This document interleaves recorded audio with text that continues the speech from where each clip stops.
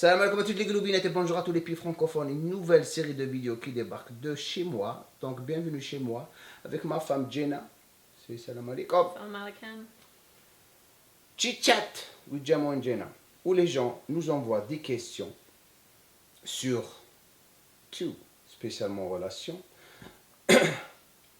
Et comment qu'on fait pour vraiment gérer notre relation en tant que couple musulman qui vit aux États-Unis.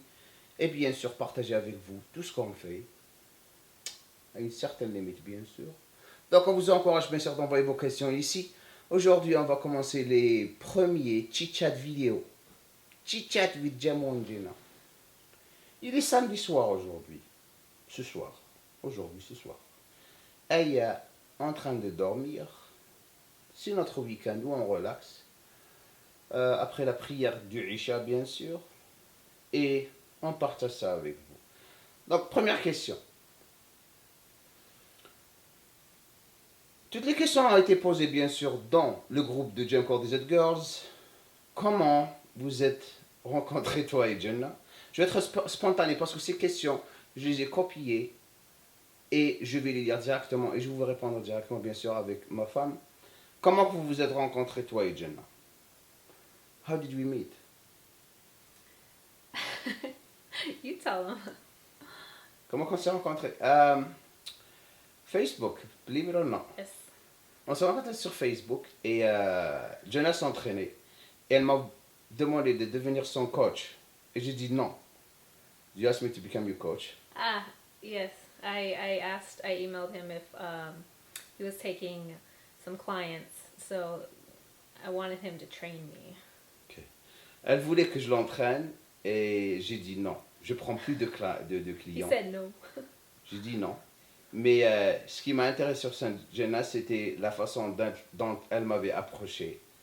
Et on a développé une relation, on s'écrivait.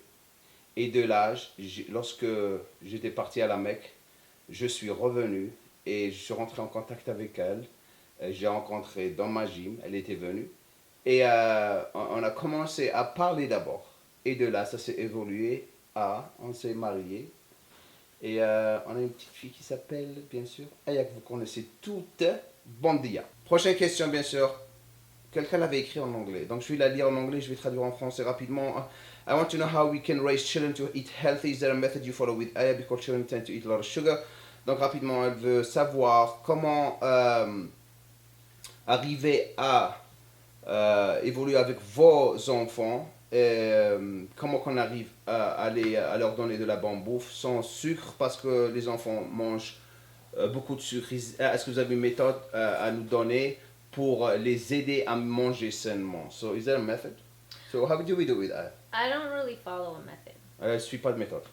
I just believe that once they can start eating as young as possible, you expose them to only healthy foods.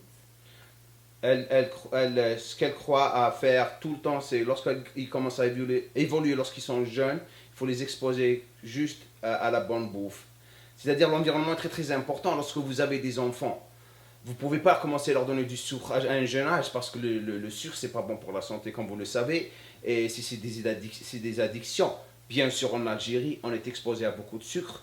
Lorsqu'on commence pour nous, les bonbons, les gâteaux, c'est normal pour nous. Et c'est ça le problème qu'on a. Et c'est pour ça que maintenant, notre corps, ils ont complètement changé. Comme je l'ai dit dans beaucoup de vidéos, nos corps, nos métabolismes commencent à vraiment ralentir. Notre notre capacité de perdre du poids, elle n'est pas comme auparavant. Donc il faut faire très très attention de commencer à vraiment nettoyer votre environnement et commencer à vraiment donner à vos enfants, dès qu'ils commencent, dès un jeune âge, à leur donner de la bonne bouffe. Le seul sucre que Aya mange, c'est le sucre des fruits.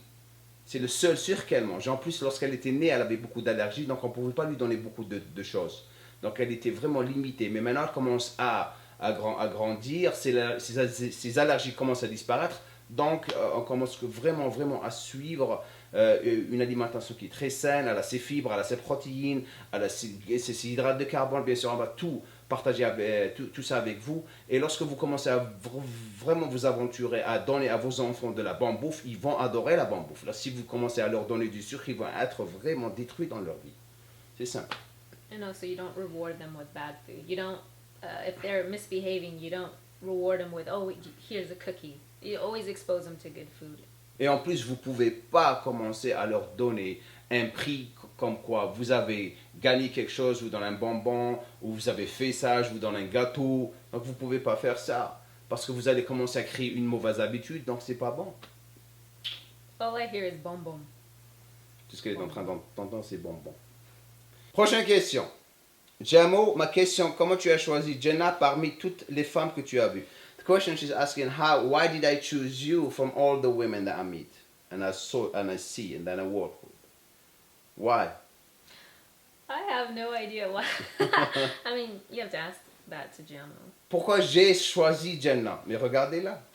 Regardez la façon dont elle se comporte, la façon dont elle parle aux gens. Elle a une bonté qui est très addictive. Elle a du respect pour elle. Et lorsque une femme a du respect pour elle, j'ai du respect pour elle. Elle m'attire. Sa voix, elle est très très douce lorsqu'elle me parle. Elle a peur du Créateur. Lorsqu'elle avait embrassé la religion de l'islam, je ne l'ai jamais poussée à la religion de l'islam. Elle a commencé lorsqu'on a commencé à se connaître, je lui dis, je suis un musulman, c'est comme ça que je vais vivre ma vie. Je ne peux pas être dans une relation avec quelqu'un qui n'est pas musulman. Ça ne veut pas dire que je ne respecte pas d'autres religions. D'autres religions, je respecte toutes les religions, je respecte les gens et la religion qui suivent. Mais pour moi, il fallait que je suive une religion, ma religion en tant que musulman. Donc ça, c'était important pour moi. Elle voyait que c'était important pour moi. J'ai déjà été dans des relations où la fille suit ma religion pour me faire plaisir. Jenna, elle s'est revertie à l'islam parce que la religion l'intéressait, elle l'a touchée et Dieu lui a ouvert son cœur. Et c'est ce qui m'a attiré encore le plus, le fait que de la voir pleurer lorsqu'elle lisait l'histoire de notre prophète Mohammed. Ça m'a touché. Le fait qu'elle, chaque nuit, avant de dormir, elle lit son Coran. Le fait que lorsque j'oublie de prier mes prières, elle me dit, est-ce que tu as prié? Je dis, oui, j'ai prié, ça lui fait plaisir. Le fait qu'elle m'encourage d'aller à la mosquée, le fait qu'elle m'encourage de ne jamais, jamais oublier de lire mon Coran, ça c'est une femme pour moi. C'est une vraie femme. C'est ma vie. C'est pour ça que j'ai choisi Jenna. Voilà. J'espère qu'on a répondu à vos questions. Laissez-nous un commentaire en bas. Dites-moi ce que vous pensez de tout ça. Il y aura encore plus de chit-chat avec Jamo et Jenna dans le futur. Vous pouvez nous envoyer bien sûr des questions que vous voulez partager ou des expériences que vous voulez partager avec nous. Laissez-nous un commentaire en bas. Dites-moi ce que vous pensez. Un petit j'aime serait cool aussi. Salam alaikum, les gars. Salam alaikum.